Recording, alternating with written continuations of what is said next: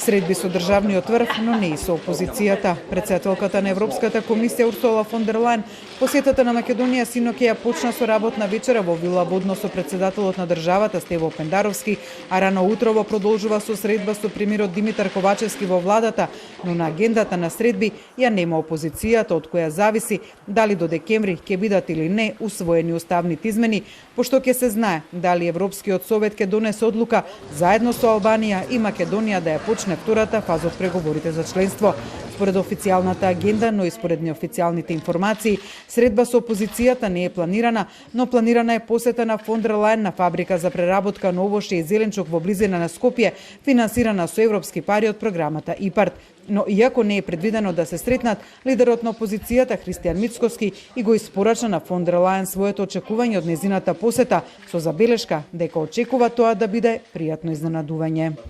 Очекувам председателката на Европската комисија, госпоѓата Урсула фон дер Лајен, да излезе со позиција дека Македонија ќе добие безусловен почеток на преговорите со Европската унија и дека без дополнителни условувања со кои што е соочена нашата држава,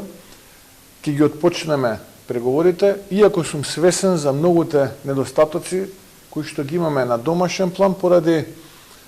неработењето на корумпираната влада на СДСМ и ДУИ. Дека на денешната средба во владата фон дер Лајен на дневен ред за разговори ги има и уставните измени, најави вице-премиерот за европски прашања Бојан Маричич, кој меѓу другото во изјава за МИ од Брисел информираше дека освен за потребните и неопходните реформи и за дополнителните средства што треба да ги добие земјава како помош од Унијата и мотивацијата за реформите, ќе се разговара и за обврските кои преостануваат на Македонија за да ја комплетира оваа фаза на пристапување и да премине во втората.